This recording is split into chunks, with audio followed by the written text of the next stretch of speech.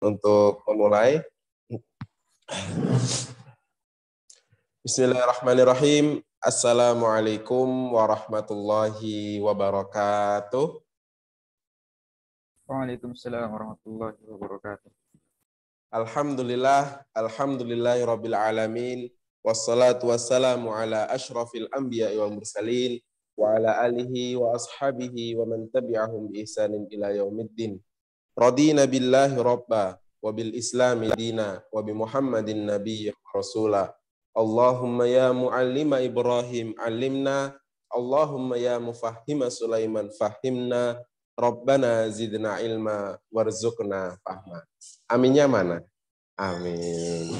Alhamdulillah, segala puji bagi Allah yang telah memberikan kita banyak sekali nikmat sehat, nikmat sempat, dan nikmat kita bisa berkumpul dengan orang-orang soleh yang insya Allah hadir di acara sore hari ini, yaitu Metamorfosa Hamba di Ramadan Mulia, di kajian rutin Ramadan bersama Zakat Sukses dan Fordai, dibantu oleh teman-teman yang lain. Alhamdulillah, kedua kalinya salawat serta salam mari kita haturkan kepada junjungan kita, Nabi Agung, Nabi Besar, Nabi Muhammad Sallallahu Alaihi Wasallam, yang selalu kita nantikan syafaatnya, yang selalu kita nantikan senyumannya kelak di akhirat kelak. Amin ya Rabbal Alamin. Alhamdulillah, Ustadz kita sudah hadir, dan teman-teman juga sudah hadir, jamaah sekalian, Bapak, Ibu, Mas, Mbak, adik, kakak, dari seluruh penjuru Depok, mungkin ada juga yang dari Jepang, dari Australia, cuman lagi di Depok mungkin. Gitu. Alhamdulillah ya. Semoga saya doakan untuk semua jamaah yang hadir pada sore hari ini, selalu Allah berikan kesehatan, setelah Ramadan bisa beli sawah. Amin ya Rabbal Alamin. Oke, di sini izinkan perkenalkan, nama saya Fahri Abdul Fattah sebagai MC pada acara kita sore hari ini. Izinkan saya untuk membacakan susunan acara yang akan kita lewati bersama, yang akan kita titi bersama pada sore hari ini. Acara yang pertama yaitu pembukaan, acara yang kedua tilawah Al-Quran yang akan disampaikan oleh Ustadz kita, Ustadz Muhammad Abdul Aziz. Acara yang selanjutnya yaitu nasihat inti, acara inti bersama guru kita, Ustadz Ahmad Hanif LC, yang insya Allah akan menyiram kita, akan menghujani kita dengan ilmu-ilmunya yang insya Allah Allah berkahi. Amin ya Rabbal Alamin. Dan acara yang selanjutnya yaitu penutup. Meniti acara yang pertama yaitu pembukaan. Mari kita bersama-sama buka acara kita pada sore hari ini dengan membaca suratul Fatihah bersama-sama. Wahid, Ithnani, Thalatha. A'udzu billahi minasyaitonir rajim. Bismillahirrahmanirrahim. Alhamdulillahi rabbil alamin. Ar-Rahmanir-Rahim. Maliki yaumiddin. Iyyaka na'budu wa iyyaka nasta'in. Ihdinas siratal mustaqim. Siratal ladzina an'amta 'alaihim ghairil maghdubi 'alaihim waladdallin. Amin. Semoga dengan bacaan Al-Fatihah tadi bisa menambah keberkahan dan menghadirkan keridhaan Allah pada acara kita sore hari ini. Acara yang selanjutnya yaitu tilawah Al-Quran yang akan disampaikan oleh saudara kita, Ustadz kita, guru kita, Ustadz Muhammad Abdul Aziz. Kepada beliau kami persilakan. Allah khair. Assalamualaikum warahmatullahi wabarakatuh. Afwan, suara Anda terdengar insya Allah ya? Terdengar jelas, alhamdulillah.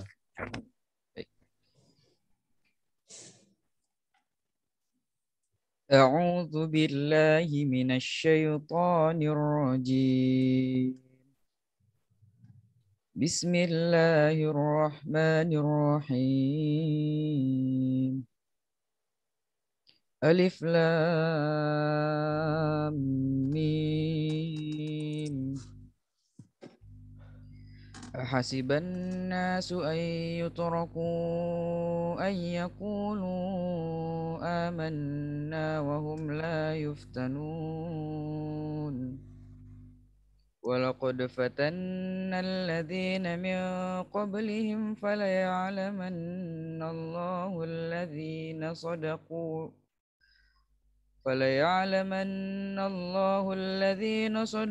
وليعلمن الكاذبين أم حسب الذين يعلمون السيئات أن يسبقونا ساء ما يحكمون من كان يرجو لقاء الله فإن أجل الله لآت وهو السميع العليم ومن جاهد فإنما يجاهد لنفسه إن الله لغني عن العالمين.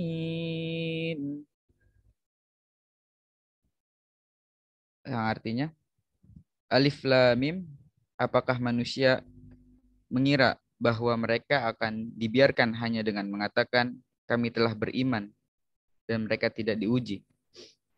Dan sungguh kami telah menguji orang-orang sebelum mereka, maka Allah pasti mengetahui orang-orang yang benar dan pasti mengetahui orang-orang yang dusta.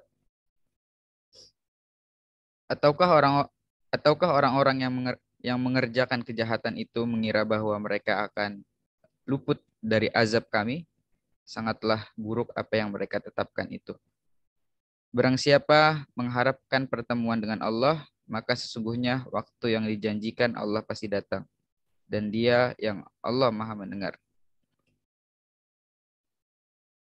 Maha mengetahui, Maha mendengar, Maha mengetahui. Dan barang siapa berjihad, maka sesungguhnya jihadnya itu untuk dirinya sendiri. Sungguh Allah Maha Kaya, tidak memerlukan sesuatu memerlukan sesuatu dari seluruh alam. Sadaqallahul lazim. Maha benar Allah dengan segala firman. Assalamualaikum warahmatullahi wabarakatuh. Waalaikumsalam warahmatullahi wabarakatuh. Allahumma arhamna bil Qur'an, Allahumma arhamna bil Qur'an, Allahumma arhamna bil Qur'an. Jazakumullah khairan katsiran. Kami haturkan kepada Ustadz Muhammad Abdul Aziz yang sudah membacakan surat dari Al-Quran. Semoga dengan yang membaca dan yang mendengarkan mendapatkan syafaat Al-Quran kelak di hari akhir. Amin ya rabbal alamin. Acara yang ketiga yaitu acara inti yang akan kita isi dengan materi yang alhamdulillah Ustadz yang akan mengisi materi sudah hadir bersama kita dengan auranya yang membuat MC dan saya rasa seluruh peserta kajian ini sudah sangat semangat untuk mengikuti acara ini, kajian ini, dan sembari kita menunggu adzan maghrib, sembari kita menunggu waktu berbuka, kita akan mendengarkan tausiah yang insya Allah akan berjalan 45 menit ke depan. Semoga semua bisa mendengarkan dengan baik, bisa mencatat, bisa menyimak, dan apa yang beliau sampaikan bisa kita amalkan kelak di kemudian hari. Sebelum kami mempersilahkan kepada Ustadz, izinkan saya membacakan biodata singkat dari Ustadz Ahmad Hanif LC. Nama lengkap Ustadz Ahmad Hanif, lahir di Padang 8 Januari 1983. Alamat beliau Gang Sawah Indah nomor 4 Bulak Timur Cipayung Depok. Ada yang di Cipayung, insya Allah bertetangga dengan beliau. Untuk status alhamdulillah sudah menikah dengan satu istri, dan sudah memiliki 3 orang anak yang insya Allah salih dan salihah. Untuk nomor HP mungkin ingin yang berkomunikasi dengan beliau ada di 0812 8391 2156. Untuk pendidikan formal beliau adalah S1 Fakultas Syariah Lipia Jakarta, Masya Allah, dan S2 Ekonomi Syariah UIK Bogor. Proses, insya Allah beliau sedang mengambil S2-nya, kita doakan semoga selalu lancar dan Allah berkahi ilmunya. Untuk aktivitas yang beliau lakukan sekarang, hari-hari ini, yaitu beliau berada di pesantren Tegaluhur, Sentul sebagai mudir. Beliau juga di Yayasan Nabila Izzatul Aulia sebagai bendahara, dan juga Kopsyah Sahabat Amanah Depok sebagai pengawas kajian fikih Islami, Masya Allah, sebagai pembina, dan juga beliau adalah pemateri kajian, pelatihan, dan ceramah. Beliau juga menulis dan menerjemahkan buku. Alhamdulillah, Masya Allah. Waktu beliau lalui selalu bermanfaat, insya Allah. Nah, karena mungkin sudah tidak sabar, saya lihat dari peserta semuanya, dari jamaah sekalian, mari kita segera hadirkan. Kita persilahkan kepada guru kita, Ustadz Ahmad Hanif LC, untuk menyampaikan nasihatnya kepada kita dengan tema Metamorfosa Hamba di Ramadan Mulia. Kepada beliau kami persilahkan. Silakan Ustadz. Baik. Sebelumnya terima kasih kepada MC kita. Suara saya terdengar jelas ya? Alhamdulillah jelas Ustadz. Ya. Sekali lagi jazakumullah khairan kepada MC kita yang luar biasa semangat, walaupun kita tidak berada dalam satu ruangan, tetapi kita bisa merasakan ya semangat penyampaian oleh MC kita. Mudah-mudahan nanti diikuti dengan kajian yang juga bermanfaat untuk kita semua. Bismillahirrahmanirrahim. Assalamualaikum warahmatullahi wabarakatuh. Alhamdulillah, alhamdulillahirabbil alamin, wa bihi nasta'in ala umur dunya waddin. Wassalatu wassalam ala asyrafil anbiya'i wal mursalin wa ala alihi at-thayyibin wa sahabatihi ajma'in wa man tabi'ahu bi ihsanin ila yaumiddin. Rabbi shrah li sadri wa yassir li amri wahlul 'uqdatam min lisani yafqahu qawli. Allahumma ja'al tajammu'ana hadza tajammu'an marhuma waja'al tafarruqana min ba'dihi tafarruqan ma'suma wa la taj'al fina wala minna syaqiyan wala mahruma. Allahumma amin. Amma ba'd.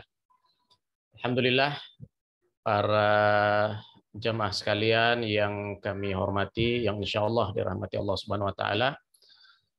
Alhamdulillah, tentu pada sore hari ini tak henti-hentinya kita kembali bersyukur kepada Allah Subhanahu wa taala atas berbagai karunia-Nya. Kita bisa dipertemukan, kita bisa bersama-sama belajar, bersama-sama menuntut ilmu sambil menunggu berbuka puasa. Insya Allah puasanya kita itu sudah menjadi ibadah tersendiri. Apalagi kemudian kita isi dengan kegiatan yang bermanfaat, yaitu berbagi ilmu, tawasau bil haq, dan juga tawasau bis sabr. Kemudian juga pada kesempatan ini kita juga tidak henti-hentinya dan tidak bosan-bosannya menyampaikan salawat dan salam kepada baginda kita, pemimpin kita, tauladan kita, Nabi kita Muhammad sallallahu alaihi wasallam. Beliau lah yang mengajarkan kita apa itu Ramadan.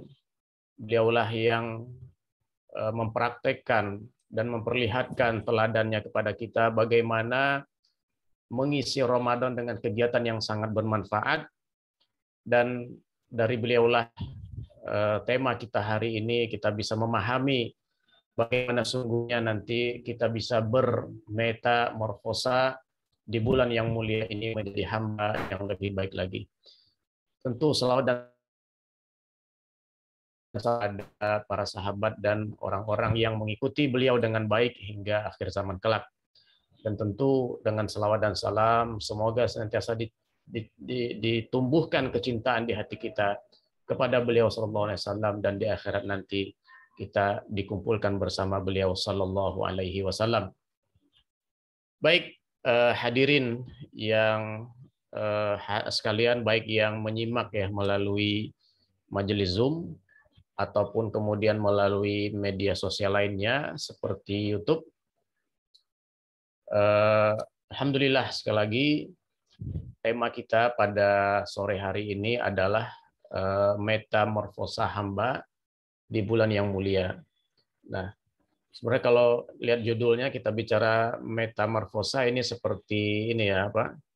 Seperti kupu-kupu ya atau seperti beberapa makhluk lainnya yang itu berubah dari suatu wujud kemudian berubah kepada wujud yang lain yang lebih indah, yang lebih baik, yang lebih cantik. Nah, itu juga yang kita harapkan tentunya sebagai seorang hamba Allah, bulan Ramadan ini kita jadikan sebagai sebuah ajang ya, sebagai sebuah tempat ya, sebagai sebuah wahana kita bermetamorfosis ya, atau kita merubah diri secara tahap demi tahap sehingga begitu keluar dari Ramadan kita menjadi hamba-hamba yang lebih baik daripada diri kita sebelumnya. Nah, lalu sebagai kita seorang hamba, seorang muslim, tentu metamorfosa ini ada panduannya ya. Tidak asal-asalan, ada tuntunannya yang salah satunya sebetulnya sudah begitu terang benderang ya dan jelas. Allah sampaikan di dalam Al-Quran firman-Nya yang terkait dengan ayat puasa yang saya yakin mungkin kita di sini sudah hafal semua ya. Kita sudah hafal semua, ayat ini sering diulang-ulang oleh para penceramah, para khotib, di mana Allah Subhanahu wa taala berfirman, ya ayyuhalladzina amanu kutiba alaikumusiyam kama kutiba alal ladzina min qablikum la'allakum tattaqun. Hai orang-orang yang beriman, diwajibkan atas kamu berpuasa sebagaimana diwajibkan atas orang-orang sebelum kamu agar kamu bertakwa. Jadi ayat ini begitu gamblang ya, begitu jelas, begitu lugas menyampaikan kepada kita bahwa metamorfosa seorang hamba itu endingnya, tujuannya, akhirnya di bulan puasa ini, dengan puasa ini adalah menjadi insan yang bertakwa. La'allakum tattaqun. Nah, jadi kalau ditanya bagaimana metamorfosa yang seperti apa, perubahan yang seperti apa, ya tidak ada kata lain. Tidak ada tawar-menawar lagi perubahan yang kita inginkan. Metamorfosa yang kita inginkan adalah menjadi hamba yang bertakwa. Seperti yang Allah sampaikan di ayat ini. Lalu apakah ada orang yang berpuasa tetapi kemudian di akhir Ramadan mereka gagal ya meraih gelar takwa? Ada. Ini juga digambarkan oleh Rasulullah di dalam firman-Nya. Betapa banyak orang yang berpuasa tetapi puasanya itu tidak menghasilkan apa-apa kecuali hanya lapar dan dahaga. Berarti kalau dikatakan puasa itu tidak menghasilkan apa-apa, berarti otomatis juga tidak menghasilkan takwa. Berarti puasa dia di dalam 1 bulan yang proses yang dijalani selama 30 hari tidak berhasil merubah dia menjadi orang bertakwa. Dia hanya, yang dia rasakan hanya lapar dan haus ya. Aktivitas fisik dari puasa. Setiap ibadah di dalam Islam itu ada aspek zohir dan ada aspek batin. Dalam puasa juga begitu. Dalam puasa aspek zohir itulah ketika terpenuhi rukunnya, terpenuhi syaratnya, maka itu sah. Kita sudah disebut orang berpuasa, iya betul kita disebut orang berpuasa. Kalau ada pertanyaan apakah Anda puasa, kita jawab ya, ya sudah kita sah gitu, kita tidak bohong. Tetapi apakah tadi puasa kita hanya sekedar kemudian merasakan lapar dan dahaga, nah itu tentu hal yang lain gitu ya. Nah, kalau hanya terbatas pada aspek zahir saja, ada juga aspek batin. Nah, aspek batin inilah yang kemudian menuntun kita untuk meraih takwa. Makanya di aspek batin inilah bagaimana kita dituntun nanti ya untuk menahan lisan, ya, menahan pikiran, bahkan kemudian menahan dari hal-hal yang dilarang oleh Allah Subhanahu wa taala. Yang uniknya ya, karena ini berkaitan dengan aspek batin, dia sebetulnya tidak membatalkan puasa. Bahkan di dalam kitab fikih pun kalau paling banter ini disebut makruh gitu ya. Misalnya kalau kita puasa kita menggibah orang, itu paling banter hukumnya makruh ya kalau dalam kitab fikih. Atau kalaupun kita katakanlah ekstrimnya, kita puasa, kita korupsi, nyuri ya gitu, ada misalnya gitu ya. Itu puasanya tidak batal. Bahkan juga suka ada pertanyaan gitu ya, bagaimana dengan orang yang puasa tapi dia tidak sholat gitu ya. Kan sering ada pertanyaan seperti itu. Kalau secara fikih puasanya sah meskipun dia tidak sholat gitu ya. Asal syarat-syarat tadi yang zahir tadi terpenuhi, puasanya sah meskipun dia tidak sholat. Tapi itu lagi, kembali lagi, puasanya itu hanya sebatas aspek zahir, dia hanya merasakan lapar dan merasakan haus. Nah, kalau puasanya seperti itu, maka kita khawatir ya, ada rukun, ada syarat yang mesti dipenuhi. Kalau rukun dan syarat dipenuhi, sudah sholat kita, sholat wajib yang kita lakukan misalnya itu gugur, sudah sah kita tidak dituntut lagi untuk melaksanakan sholat. Tetapi nanti ada kekhusyuan, ya. Ada kemudian bagaimana kita mencegah perbuatan keji dan mungkar dari sholat tadi. Nah itu kan aspek batin ya terkait dengan sholat. Jadi itu juga ada, sama zakat juga seperti itu. Zakat kalau sekedar rukunnya, syaratnya begitu kita memberikan harta sesuai dengan ketentuan itu selesai. Ya. Tetapi apakah zakat itu nanti mensucikan jiwa, mensucikan harta? Nah, mensucikan harta itu terkait dengan aspek zahir ya. Begitu harta itu keluar, harta kita insya Allah sudah suci. Tetapi apakah jiwa kita suci? Nah, itu tentu terkait dengan batin atau terkait dengan hati kita, bagaimana kita mengeluarkan zakat. Apakah zakat atau sedekah yang kita bayarkan itu dibarengi dengan perasaan ria, dibarengi kemudian dengan ingin disebut-sebut, atau bahkan kita menyakiti ya, hati si pemberi, nah maka aspek batinnya ini tidak terpenuhi, sehingga tadi tujuan dari zakat itu pun gagal sebetulnya kita raih ya kalau prakteknya seperti itu. Nah sekali lagi ini juga karena kebetulan kita membahas zakat, sekedar informasi saja, salah satu acara kita ini terselenggara juga ya berkat bantuan dari tentunya zakat sukses ya, kita bisa jamaah sekalian nanti bisa menyalurkan zakat, infak, sedekahnya lewat lembaga zakat sukses yang insya Allah terpercaya menyalurkan sesuai dengan peruntukannya. Jadi kembali lagi ke puasa kita tadi yang tujuan adalah metamorfosisnya kita menjadi takwa, maka di situ ada aspek batin ya. Tentu kalau kita ingin menjadi takwa tadi, tentu kita mesti tahu ya, takwa itu apa gitu ya. Takwa itu gimana kita meraih sesuatu kalau kita nggak tahu gitu kan. Kita mau dari Depok mau ke Jakarta, kita nggak tahu Jakarta itu di mana. Atau kita mau ke pasar beli takjil kolak pisang misalnya. Sementara kita baru dengar kolak pisang itu, kita nggak tahu kolak pisang itu apa, kolak itu apa, pisang itu apa gitu ya. Atau mau beli es buah misalnya kan. Sementara kita tidak tahu wujudnya, kita belum bisa membedakan gitu ya antara es buah misalnya atau dengan yang lain, itu contoh gitu ya.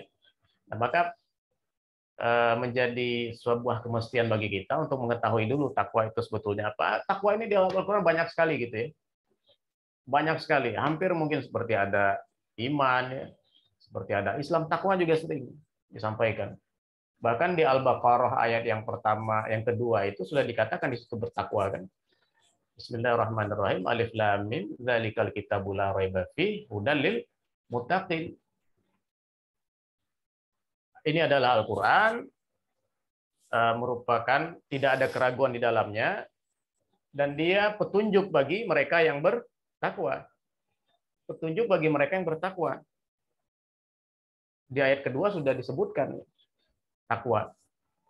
Jadi, tapi kita kan perlu nanti mengukur ya. Kalau misalnya kita dari definisi atau dari contoh-contoh kadang-kadang masih abstrak. Maka perlu kita konkretkan definisi takwa ini supaya nanti bisa kita ukur ke diri kita. Bahkan nanti insya Allah mudah-mudahan begitu output ya atau sesuatu yang kita dapat dari kajian ini paling nggak kita bisa mengukur diri kita gitu aja nanti. Tapi kita definisikan dulu ya takwa ini. Seperti yang ada di slide, takwa ini menurut Ibnu Abbas takut berbuat syirik dan melakukan ketaatan. Ya. Ini contoh takwa yang disebutkan oleh Ibnu Abbas. Takut berbuat syirik dan melakukan ketaatan. Ibnu Abbas adalah sahabat Nabi SAW, putra dari Abbas, nama Abdullah bin Abbas. Jadi anak dan bapak ini dua-duanya sahabat ya. Di samping sahabat, beliau juga sepupu Nabi ya. Beliau juga sepupu Nabi karena Abbas paman beliau itu adalah ayahnya adalah paman Nabi Shallallahu Alaihi Wasallam ya. Bersaudara dengan ayah Nabi Abdullah ya. Bersaudara juga dengan Abu Thalib ya. Kemudian juga dari Abu Hurairah,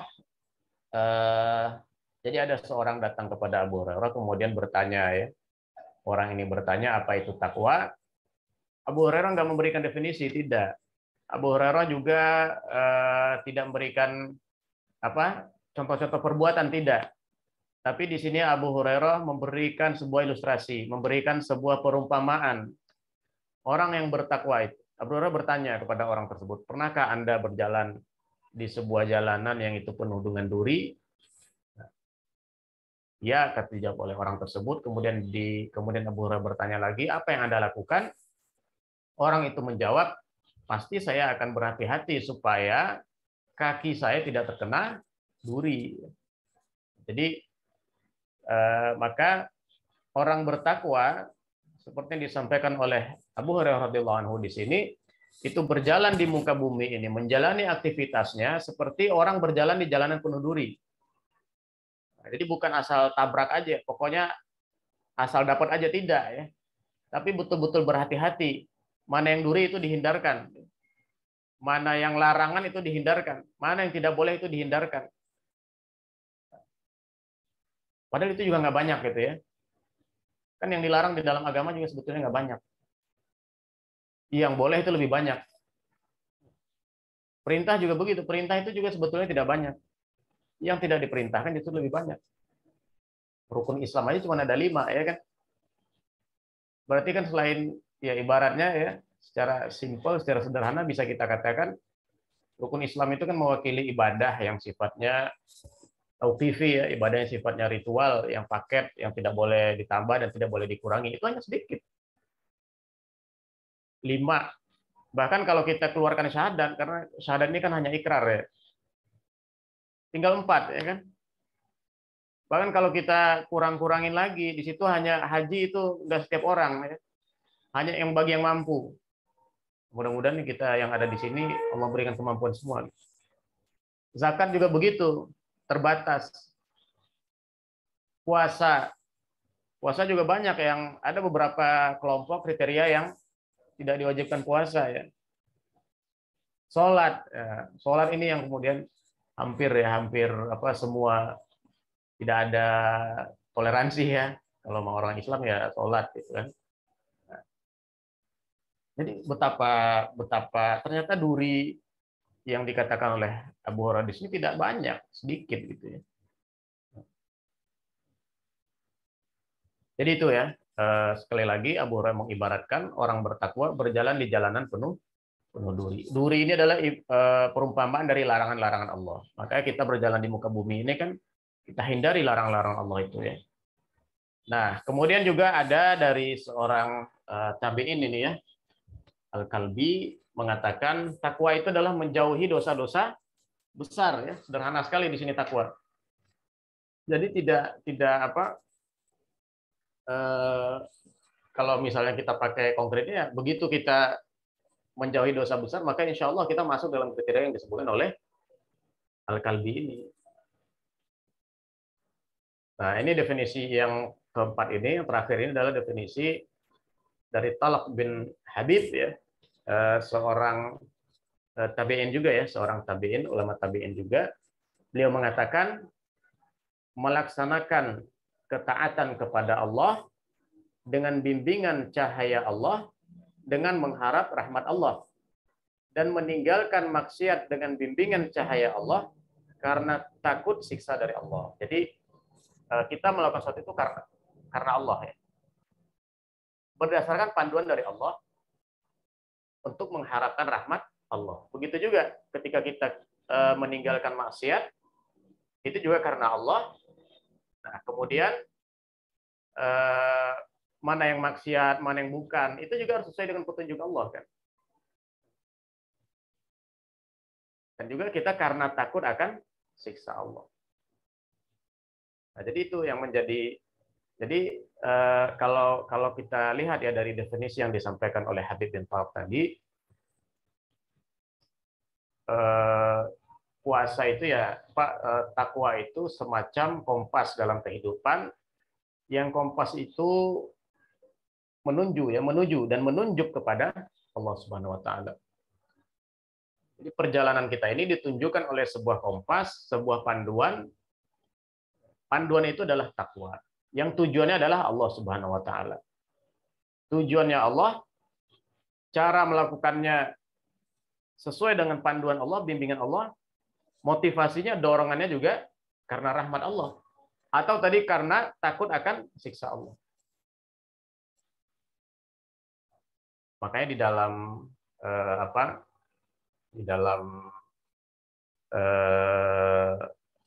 ilmu tasawuf itu ya, di dalam ilmu hati, bagaimana kita tazkiyatun nufus, itu dikatakan bahwasanya di dalam kita beraktivitas, baik itu mengerjakan ketaatan ataupun menjauhi larangan, maka ada dua perasaan ya, yaitu perasaan roja. Roja adalah mengharapkan rahmat Allah, dan juga khauf. Khauf itu takut akan siksa Allah, takut akan murka Allah.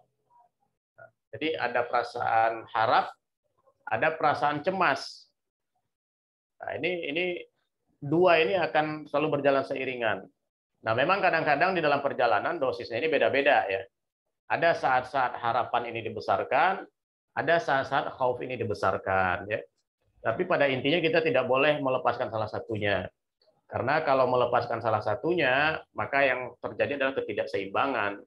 Kalau tidak seimbang, ya akibatnya juga tidak baik. Misalnya, kalau harapan yang terlalu diperbesar, tidak ada takut kepada Allah, maka di situ orang akan mengidap penyakit yang namanya tulul amal. Hayal ya. Panjang angan-angan, hanya berhayal saja masuk surga. Masuk surganya hanya berhayal saja. Begitu ditanya, kenapa Anda yakin Anda masuk surga, sementara Anda tidak serius ya, tidak beribadah, tidak melakukan ketaatan, Anda bermaksiat terus. Karena saya dijawab ya mungkin, karena saya berharap kepada Allah. Nah, ini kan sebuah penerapan roja yang salah, yang keliru ya. Karena dia tidak di hatinya itu tidak ada rasa takut kan. Padahal orang seharusnya ketika bermaksiat atau ketika tidak melakukan ketaatan harus ada rasa takut. Nah, ketika rasa takut itu hilang, yang terjadi seperti tadi,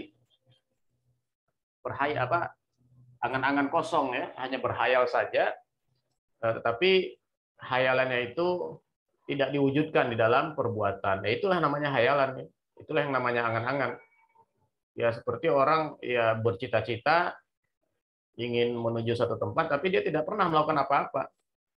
Kita mau ke Jakarta misalnya, kita tidak melakukan apa-apa, hanya diam saja di rumah menunggu mungkin malaikat membawa kita ke Jakarta gitu. Tidak melangkahkan kaki, tidak menuju stasiun mungkin, atau tidak memesan ojek gitu ya, atau tidak menyetir sendiri, tidak melakukan apa-apa. Seperti ini orang yang tadi hanya mengandalkan roja ya, tapi dia menafikan khauf ya dari Allah, menafikan rasa cemas, rasa takut terhadap Allah. Begitu juga sebaliknya, kalau rasa takut yang diperbesar, maka yang akan muncul adalah keputusasaan ya. Keputusasaan sehingga selalu dibayang-bayangi oleh rasa takut, sehingga kadang-kadang orang kalau terlalu takut ya sudah gitu ya, putus asa gitu ya, ya saya sudah begini, tidak mungkin lagi saya bertobat, tidak mungkin lagi saya menjadi orang yang lebih baik gitu kan.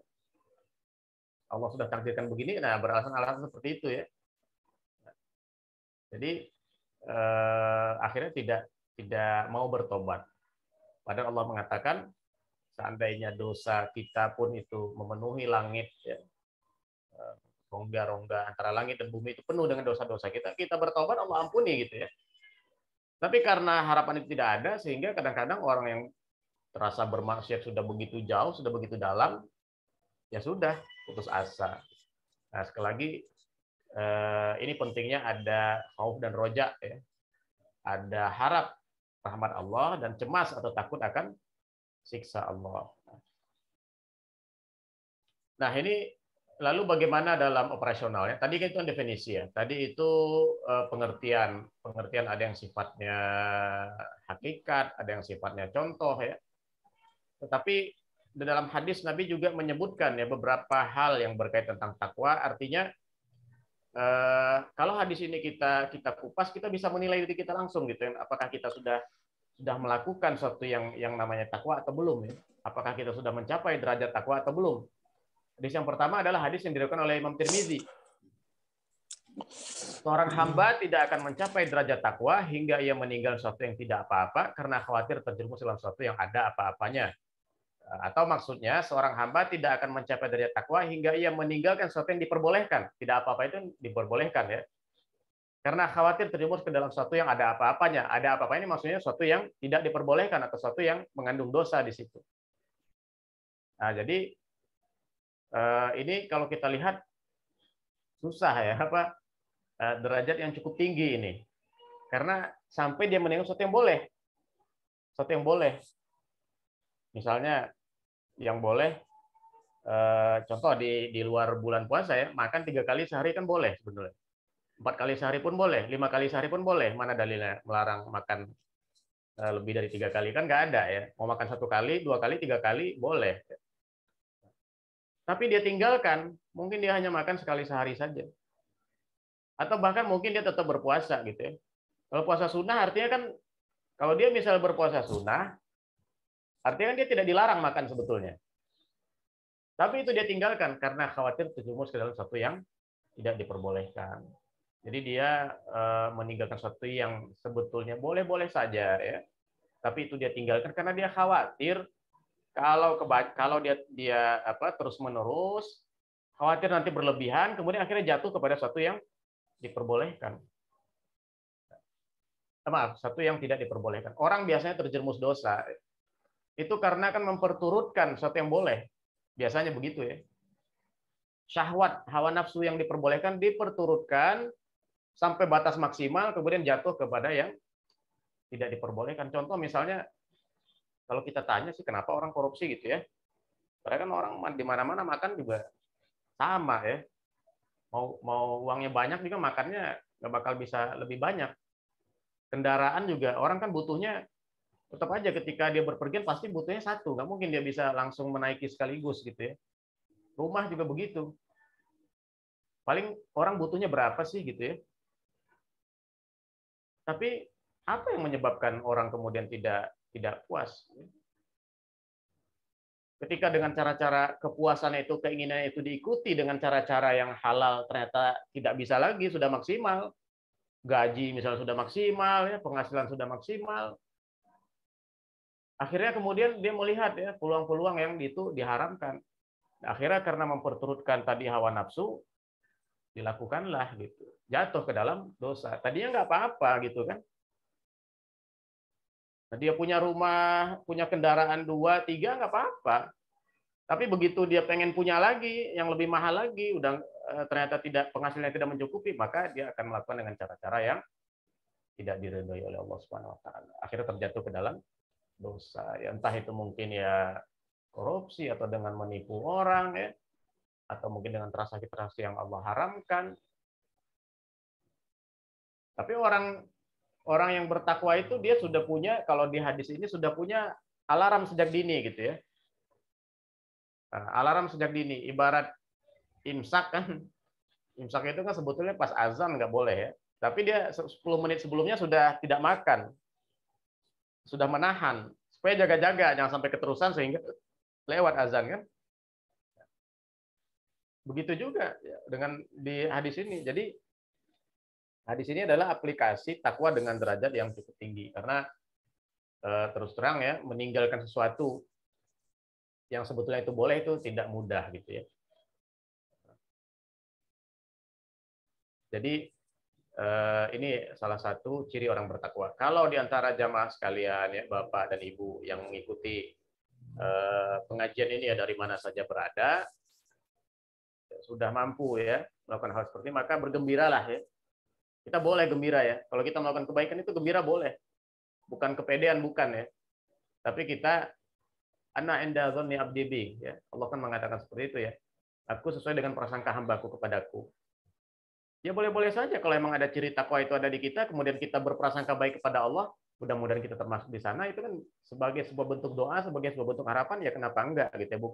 Bukan sombong-sombongan, bukan kepedean, bukan. Nah, maka dan puasa pun sebetulnya melatih kita itu ya, melatih kita supaya bisa meninggalkan hal yang biasanya boleh. Makan biasanya siang-siang boleh, minum boleh. Puasa kita dilarang. Tujuannya apa? Melatih diri kita supaya kalau yang boleh saja kita bisa melakukan, kita bisa meninggalkan, apalagi yang tidak boleh kan. Nah, begitu selesai Ramadan kita sudah terlatih untuk meninggalkan hal yang tidak diperbolehkan karena kita sudah dilatih meninggalkan sesuatu yang dibolehkan. Nah, kemudian yang hadis yang berikutnya ini tentang takwa yang lain, aplikasi atau operasional, bagaimana praktek dari takwa itu yang lain. Jauhilah neraka. Jauhilah ini dalam bahasa Arab arti taku ya. Jadi kata-kata takwa itu secara bahasa artinya menjauhi atau melindungi diri ya. Al-wiqayah, melindungi diri. Jadi makanya diterjemahkan sini jauhilah atau berlindunglah dari neraka walaupun dengan setengah potong kurma. Walau bisyikki tamroh, redaksi hadisnya. Bukan satu kurma, setengah kurma bagi dua. Nah, itu syikki tamroh, sepotong kurma. Ya. Bukan satu butir, bukan. Lalu diapain ini setengah kurma ini? Bisa disedekahkan, ya. Bisa disedekahkan. Atau mungkin juga bisa juga begini. Ternyata kurma ini haram, walaupun kita diberikan setengahnya, itu kan kecil ya. Ini pengibaratan sepotong kurma ini karena untuk yang paling kecil ya, paling remeh. Makanya kalau itu haram kita tolak, itulah aplikasi takwa.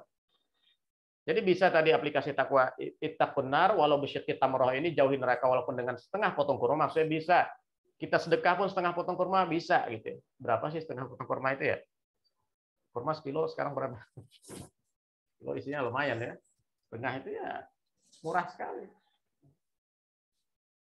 Jadi bisa, artinya berarti kita bisa mempraktekkan takwa dengan hal yang kecil ya. Jadi kadang-kadang kan orang berpikir takwa itu wah suatu derajat yang tinggi yang wah susah sekali lah pokoknya gitu. Enggak ya. Hadis ini justru mengajarkan kepada kita bisa kok dengan sepotong kurma gitu.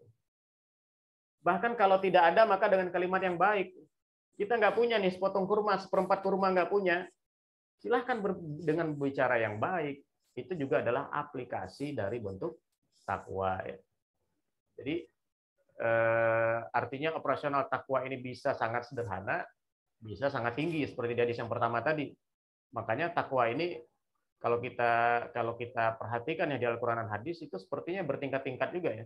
Tidak ada satu tingkat yang itu maksudnya wah di situ udah orang yang level tinggi semua, enggak ya. Allah Maha Pengasih, Allah Maha Penyayang, Allah membuka kesempatan pintu takwa seluas-luasnya bagi hambanya. Baik, bisa slide berikutnya.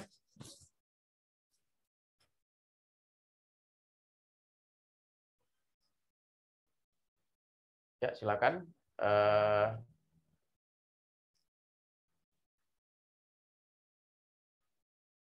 Admin bisa dilanjutkan slide berikutnya. Nah, ini dia. Nah, lalu ini bagaimana bermetamorfosa menjadi takwa di Ramadan ya. Jadi untuk menjawab pertanyaan ini kita ambil dari surat Ali Imran ya.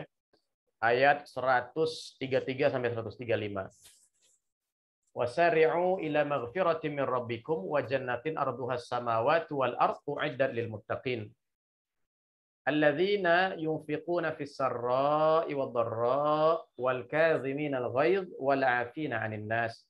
Wallahu yuhibbul muhsinin. Walladzina idza fa'alu fahishatan aw zalamu anfusahum dzakarullaha fastaghfaru lidzunubihim wa may yaghfiru dzunuba illallah wa lam yusirru 'ala ma fa'alu wa hum ya'lamun. Ya, bisa kita ke slide berikutnya untuk melihat artinya. Dan bersegeralah. Wasari'u, bersegeralah menuju ampunan dari Tuhanmu dan surga yang luasnya seperti langit dan bumi yang disediakan bagi orang-orang yang bertakwa. Nah, kita garis bawahi di sini orang-orang yang bertakwa. Jadi Allah menyediakan surga yang luasnya seperti luas langit dan bumi buat siapa? Buat orang-orang yang bertakwa. Lalu di ayat berikutnya Allah sebutkan sifat orang-orang bertakwa. Seperti apa sifat orang-orang bertakwa? Yang pertama, ada 3 sifat di sini. Ada 3 rumpun sifat ya. Yang pertama, orang-orang selalu berinfak baik di waktu lapang maupun sempit. Nah, jadi ini yang pertama, ciri orang bertakwa. Berinfak. Nah, silakan Bapak dan Ibu jamaah sekalian, pas sekali ini ya kita bekerja sama dengan Zakat Sukses. Yang ingin berzakat, infak, sedekah bisa disalurkan lewat Zakat Sukses. Jadi berinfak, tapi tidak hanya waktu lapang, tidak hanya ketika punya, tapi juga di dalam waktu sempit. Jadi dia berinfak ini bukan karena punya uang, bukan. Tapi karena memang karakternya, karena memang sifatnya, takwa itu sudah melekat di dirinya. Dia punya uang 1 juta, dia tetap infak. Dia punya uang 1 miliar, dia tetap infak. Dia punya 100.000, dia tetap infak. Jadi sudah sesuatu yang melekat. Jadi tidak tunggu-tunggu. Wah, tunggu dulu. Kalau ada ya, dia seperti itu. Jadi ini kalau infak pasti di sini kaitannya dengan harta gitu ya. Pasti ini kriteria yang pertama ini untuk orang-orang yang punya harta. Jadi tapi karena di sini tidak dibatasi, berarti bisa punya harta berapa saja. Orang punya 100.000 bisa punya kesempatan untuk bertakwa. Punya 1 juta, punya kesempatan untuk bertakwa dengan berinfak. Infak ini dan ini luas infak ini. Bisa kepada siapa saja. Bahkan kepada keluarga pun itu kan disebut infak. Nafkah itu satu asal kata dan kata-kata infak. Nah, jadi infak ini luas ya. Apalagi di sini waktu luang dan waktu sempit berarti kan tidak dibatasi. Berarti tidak, kalau zakat kan ada ketentuannya, ada kriterianya. Tapi infak ini bisa luas. Nah, jadi sebetulnya walaupun kalau kita dengar kata infak itu selalu erat kaitannya dengan harta, tapi sungguhnya walaupun kita ya hartanya belum banyak-banyak banget, itu bisa kita latih gitu ya. Justru latihannya ketika masih hartanya sedikit gitu ya. Khawatir nanti kalau hartanya sudah banyak malah nggak terlatih ya akhirnya nggak jadi infaknya. Kemudian itu yang pertama. Yang kedua, orang-orang yang mengendalikan kemurkaannya, wal kadhiminal ghaidha wal 'afina 'anil nas, dan orang-orang memaafkan kesalahan orang lain. Wallahu yuhibbul muhsinin. Jadi ini satu kelompok lagi tentang sifat-sifat orang yang bertakwa, yaitu mengendalikan amarah. Yaitu atau tadi memaafkan orang lain. Nah, ini kadang-kadang kan butuh latihan juga ya. Mengendalikan amarah itu butuh latihan, memaafkan orang juga butuh latihan.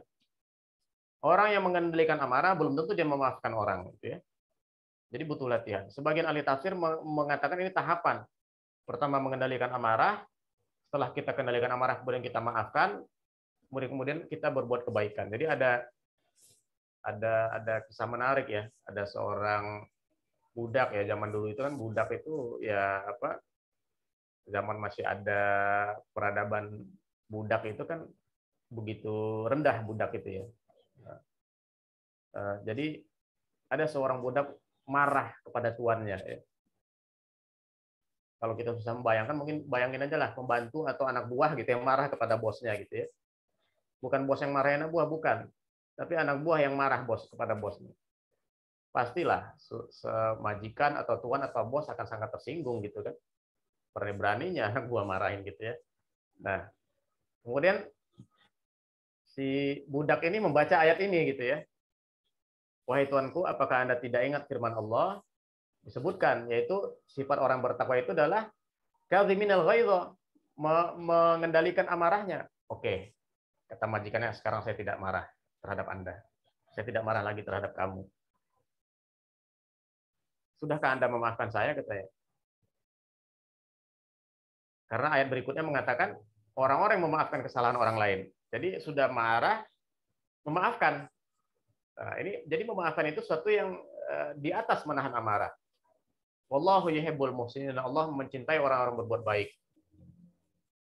Lalu bagaimana? Ini berarti mencintai berbuat baik ini di atas lagi dari orang memaafkan. Akhirnya kemudian si majikan ini justru memberi hadiah kepada budaknya.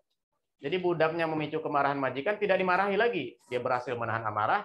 Kemudian dimaafkan kesalahan budak tersebut, dia berhasil mempraktekkan yang kedua, kemudian diberi hadiah majikan, diberi hadiah budaknya tadi sehingga dia mempraktekkan yang ketiga. Allah yuhibbul muhsinin, Allah cinta orang yang berbuat kebaikan. Itu ya ada apa di kitab-kitab tafsir biasanya disebutkan kisah-kisah seperti itu. Tapi itu menarik ya bagaimana mempraktekkan takwa ya. Aplikasinya kan seperti itu. Nah, kemudian ini yang nanti berkaitan dengan Ramadan ya, atau metamorfosa kita di sifat yang berikutnya. Demikian juga orang-orang yang apabila mengerjakan perbuatan keji, alladzina idza fa'alu fahishatan aw dzalamu anfusahum dzakarullah fastaghfiru lidzunubihim. Mereka segera ingat Allah, lalu memohon ampunan atas dosa-dosanya. Jadi Bapak dan Ibu sekalian, kalau sifat yang pertama dan yang kedua ini sifat orang baik ya. Sifat orang baik ya enggak? Orang berinfak, orang baik. Orang menahan amarah, orang baik. Tapi sifat yang ketiga ini coba kita perhatikan baik-baik, mengerjakan perbuatan keji. Berarti ini orang yang bersalah, orang yang berdosa. Ya enggak? Berarti orang yang saat ini sedang melakukan dosa pun, hari ini punya kesempatan untuk menjadi orang bertakwa. Ini ayat ini mengatakan. Berarti ciri orang bertakwa itu, jika mereka mengerjakan perbuatan keji, bahkan kalau kita lihat di ayat Al-Qur'annya, ini kan fahisyah. Digambarkan dengan fahisyah. Fahisyah ini bukan hanya sekedar perbuatan keji. Fahisyah ini adalah perbuatan keji yang menjurus kepada perzinahan. Ya. Nah, sehingga bisa kita katakan di sini sebenarnya mewakili perbuatan dosa besar, bukan hanya dosa kecil. Ya. Nah, jadi artinya orang yang sedang berdosa besar pun dia punya kesempatan untuk bertakwa. Bagaimana caranya dia bertakwa? Ya ini tadi, segera mengingat Allah, lalu memohon ampunan atas dosa-dosanya. Nah, dari sini nanti bisa kita lihat kesimpulan ya secara aplikatif, secara prakteknya bagaimana caranya menjadi lebih baik, menjadi bertakwa di bulan Ramadan. Silahkan kita lanjut ke slide berikutnya. Insya Allah akan menjelaskan secara sederhana ya, secara gampang lah. Ya, belum muncul ya. Nah, jadi kalau kita lihat sifat yang ketiga ini, nah ini dia. Nah, ini ada semacam apa? Ini pra Ramadan ya. Ini sebelum Ramadan, kemudian ini Ramadan, ini pasca Ramadan, ini sudah Ramadan. Intinya kalau kita lihat contoh yang ketiga tadi di sifat orang bertakwa tadi, itu kan dia berbuat dosa, kemudian dia memperbaiki diri ya. Mengingat Allah, zakarullah wastaghfaru lidzunubihim, kemudian istighfar terhadap dosa-dosanya. Orang yang mengingat Allah, orang beristighfar pasti memperbaiki diri. Nah, jadi jika sebelumnya dia seperti ini ya, di garis ini, rata-rata orang kalau Ramadan mesti meningkat, ya enggak? Minimal dia dengan puasa kan meningkat dia. Sebelumnya dia nggak puasa, dia puasa, meningkat. Nah, tapi kebanyakan juga di Syawal kita akan turun lagi, ya kan? Nah, kalau enggak ya hebat. Ya, bukan berarti harus ya enggak. Tapi maksudnya ini kebanyakan orang ya. Kebanyakan kita pasti mungkin sholat tarawehnya enggak lagi kan, atau qiyamul lailnya tidak tiap hari lagi misalnya. Atau baca Qur'annya pasti diturunkan ya kuantitasnya kan. Nah, menurun biasanya. Nah, ini bisa kita jadikan salah satu indikator takwa. Kalau turunnya itu nggak apa-apa turun, wajar ya. Tetapi tidak, minimal masih lebih baik daripada sebelum Ramadan. Nah, lihat ini masih di atas kan. Ini masih di atas dibanding sebelum Ramadan. Nah, insya Allah kalau seperti ini berdasarkan tadi ya sifat takwa yang Allah sebutkan di dalam surah Al-Imran ayat 135 tadi, insya Allah kita masih optimis lah. Kita masih menjadi bagian dari orang yang bertakwa. Nah, jangan sampai nanti terjadi di skenario yang berikutnya. Ini skenario pertama. Nah, ini yang seharusnya minimal ya yang bisa kita lakukan. Skenario kedua bagaimana? Nah, silahkan di slide berikutnya bisa kita lihat. Nah, di skenario kedua ini sama. Nah, ini kan normal lagi, aktivitas dia balik lagi. Tidak ada peningkatan dari sebelum dan sesudah Ramadan itu, cuma meningkatnya pas Ramadan aja. Nah, ini naik pas Ramadan, begitu Ramadan turun lagi, biasa lagi gitu ya. Nah, ini ya berarti kita waspada ini kalau seperti ini gitu kan. Jangan-jangan kita nggak masuk nih orang yang bertakwa. Apalagi yang skenario yang ketiga ini, nauzubillah ya. Nah, silahkan bisa di slide berikutnya, skenario yang ketiga. Nah, ini turun ya, nauzubillah, jangan sampai nih, mudah-mudahan tidak ada di antara kita. Begitu selesai Ramadan justru kita menjadi lebih buruk daripada sebelum Ramadan ya. Nah, nauzubillah kalau ini yang terjadi. Tentu ini tidak kita inginkan ya. Skenario ketiga ini tidak kita inginkan.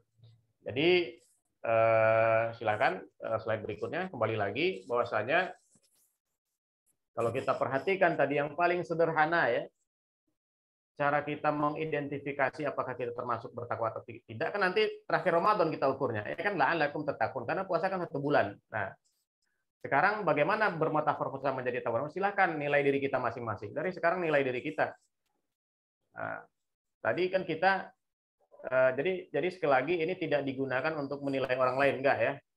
Untuk menilai si fulan, untuk mengevaluasi orang lain, enggak. Tapi ini adalah untuk muhasabah diri kita sendiri masing-masing. Sekarang posisi kita di mana?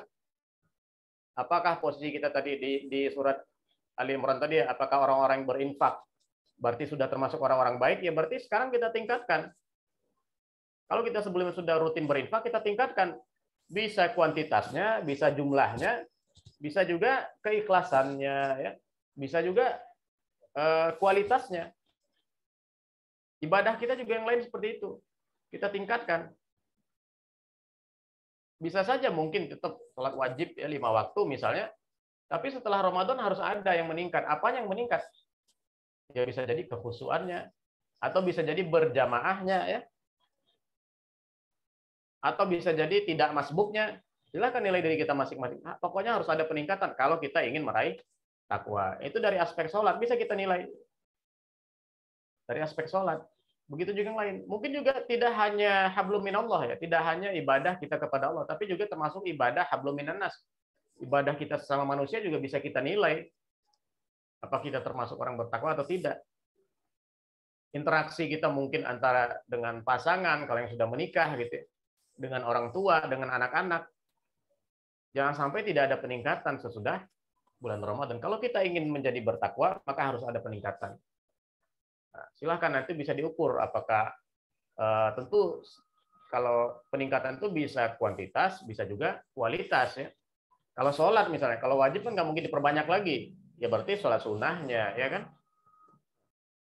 Atau bahkan bisa jadi kita katakan tadi kalau ada orang yang sebelum puasa dia tidak sholat, bahkan mungkin pas bulan puasa pun dia termasuk orang yang puasa tapi nggak sholat gitu. Begitu dia selesai Syawal atau bahkan mungkin di akhir-akhir Ramadan dia kemudian menjadi sholatnya meningkat gitu ya, bahkan kemudian dia menjadi rutin sholatnya, maka insya Allah itu sudah bisa menjadi tanda takwa pada dirinya. Nah maka silahkan, Allah memberikan banyak sekali ya medan kita untuk beramal, keluasan untuk beramal. Tadi ada yang dengan harta, kemudian ada yang dengan akhlak ya, tidak melatih amarah. Jadi kita melatih marah pun itu bisa jadi kita indikator takwa gitu ya. Nah, atau kemudian yang lain-lainnya. Ada hablum minallah, kalau dari sisi hubungannya, baik itu yang kepada Allah, ataupun kepada sesama manusia. Nah, tinggal sekali lagi kita nilai diri kita, tidak perlu kita banding-bandingkan dengan orang lain, tapi kita menilai diri kita, kalau kita sudah mengalami peningkatan, begitu nanti Ramadan, berarti prosesnya sudah mulai dari Ramadan ini gitu ya. Sudah ada tanda-tandanya kelihatan, progres peningkatannya di bulan Ramadan ini. Jadi jangan sampai tadi malah Ramadannya turun gitu kan, ya enggak gitu. Nah, justru peningkatannya bulan Ramadan dilanjutkan nanti peningkatannya di bulan Syawal. Mudah-mudahan ya kita semua bisa bermetamorfosa menjadi orang-orang yang bertakwa dengan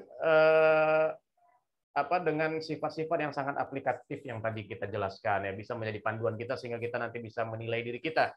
Sekali lagi, menilai diri kita tentu bukan untuk sombong-sombongan, tetapi untuk muhasabah, untuk kita introspeksi diri kita, yang baik kita tingkatkan, yang kurang kita perbaiki. Baik, jamaah sekalian, hadirin sekalian dirahmati Allah, itu barangkali hal yang bisa kita share, ya, sebuah praktek mungkin, ya, yang bisa kita lakukan sehingga nanti diharapkan kita bisa sesuai dengan firman Allah, kita bisa menjadi la'allakum tattaqun. Baik, kurang lebihnya kami mohon dimaafkan jika ada hal yang tidak pada tempatnya. Kepada Allah Subhanahu wa taala kita semua mohon ampun. Aqulu qouli hadza wa astaghfirullahal azim wa akhiru da'wana alhamdulillahi rabbil alamin. Tsumma assalamu alaikum warahmatullahi wabarakatuh. Waalaikumsalam warahmatullahi wabarakatuh. Alhamdulillah, Masya Allah. Syukran, jazakallah khairan katsiran. Ustadz Ahmad Hanif LC yang sudah menyampaikan materinya dan nasihatnya. Sedikit ya saya simpulkan atas materi beliau, bagaimana kita menjaga stabilitas volume ibadah kita, gimana kita benar-benar bisa berubah, sekalipun tidak begitu drastis banget, Ustadz, ya. Nggak langsung drastis yang langsung tiba-tiba auto soleh tingkat 7 gitu, ya, lagi tingkatan paling tinggi. Kadang-kadang ya. Bahaya. Selama dari Ramadan ini kita sedikit ada perbaikan, itu sudah baik, asalkan kita bisa menjaga dan tidak serta-merta hilang ketika Ramadan ini usai. Kita bisa menjaga spiritnya, menjaga step by step-nya, sehingga Ramadan ini nggak seolah-olah dia cuma mampir datang doang dan setelah dia pergi kita lupakan lagi. Tidak seperti itu. Nah, jazakallah khairan katsiran Ustadz Ahmad Hanif yang sudah menyampaikan materinya. Masya Allah. Saya lihat pada antusias dan memperhatikan dengan seksama. Masya Allah. Alhamdulillah. Untuk selanjutnya kami buka sesi tanya jawab. Mungkin 1-2 orang, ya.